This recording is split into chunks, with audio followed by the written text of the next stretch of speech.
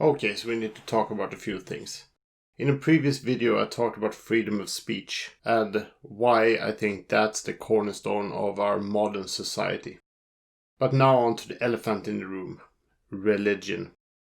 Religion is one of the biggest problems and obstacles in the world today when it comes to free speech. Let me explain why. In France just a few days ago, a teacher got beheaded by the parent of one student because this teacher showed a caricature of the Prophet Mohammad during his class. The class which ironically was about freedom of speech. There has been an uproar in especially France about this, but a man got beheaded, a teacher got beheaded by a parent because he had the audacity to show a picture of a person who lived 1600 years ago. Is this the world we live in today? Apparently so. Before we get into things, we have to go through a few caveats. 1. I'm talking about religion and the ideas therein in general, not specific ethnic groups or followers of a specific religion or people who believe in some sort of higher being. No, I don't believe that all Muslims are terrorists that want to behead, shoot or blow up infidels just because a few of them do. No, I don't believe all Christians are pedophiles just because a bunch of priests molest young boys. No, I don't believe all Scientologists are crazy because, well, I actually do believe that. But anyways, let's move on. 2. Everyone is entitled to their own opinions and beliefs. However, you may not be allowed to act on all of these beliefs. The law is still the law and you still have to obey the law. You're allowed to believe whatever you want, you're not allowed to do whatever you want. 3. Religion does fill a relevant role in society in some parts. It can bring people hope in otherwise hopeless situations, such as terminally ill or people who are facing great trauma or grief. It can bring people together and give people a sense of unity and camaraderie. Especially for lonely people, they might need this. And it might also help some people find their way in the world. Some people, especially a lot of people who are suffering from addictions, say that belief and faith help them through this. Whatever floats your boat, as long as it helps you personally. To a degree. Okay, back to the elephant then. First of all, we have to judge all IDs on the same basis as any other IDs in society.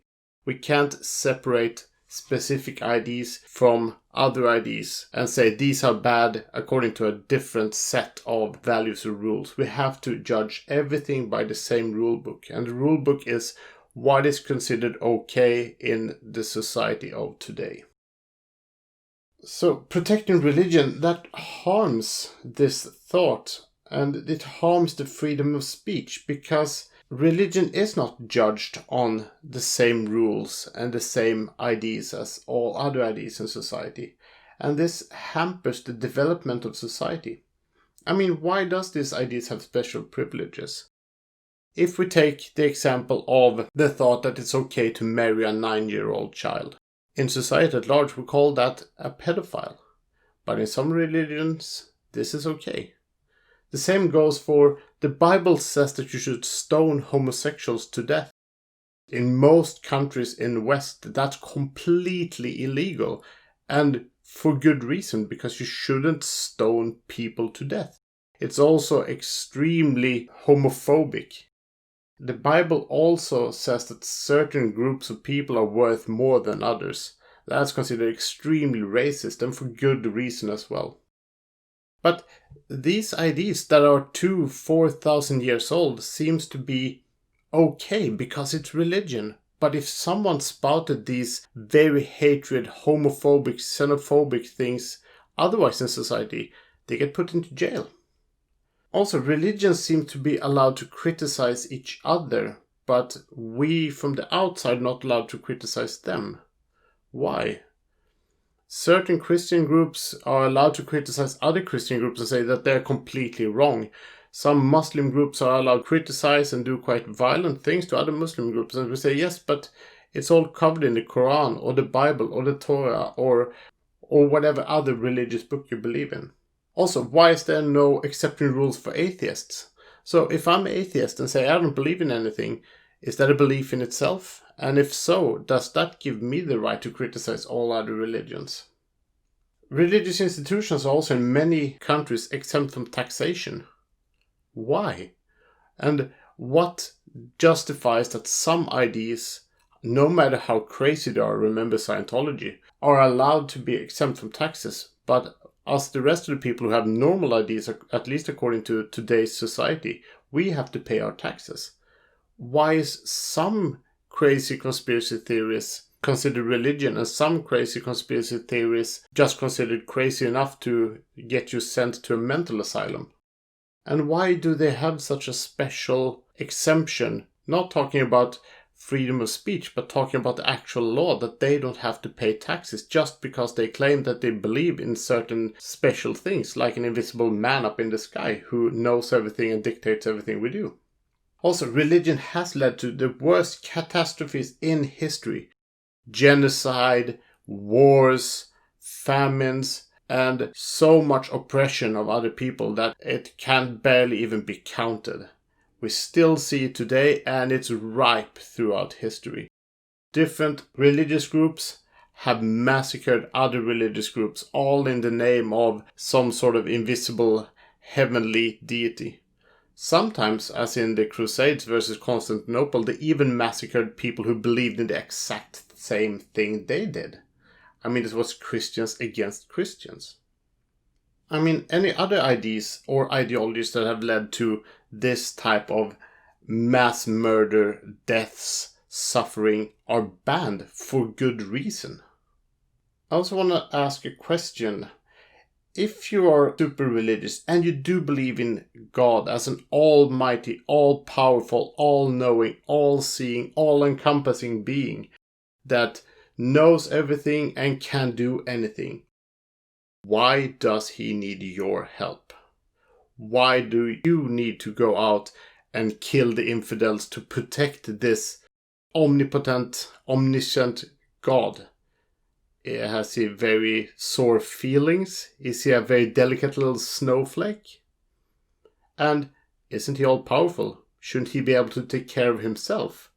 Or does he need you to prove your loyalty by killing other people?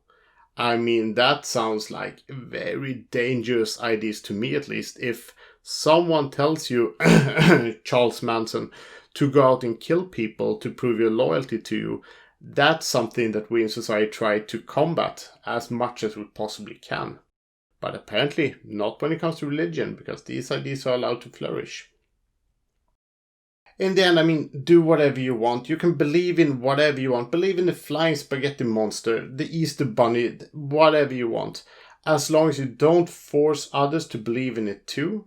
And if you have scientific proof and you want people to believe in you, then prove it. Prove once and for all that whatever you believe in actually exists.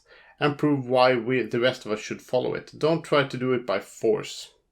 Your ideas are no more protected from ridicule than any other ideas in society. As long as you don't have any good evidence, then the rest of us have the right to criticize your ideas, just as with any other scientific or non-scientific beliefs.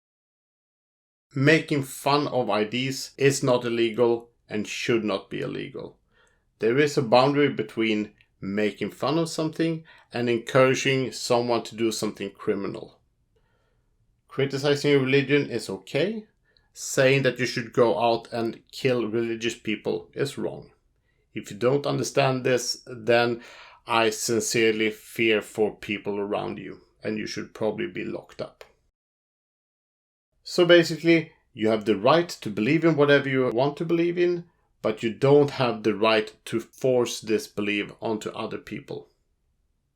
If you have anything to add, if you have any comments, if you like or dislike this, please leave a like, please leave a comment, please subscribe to me, and I'll see you next time.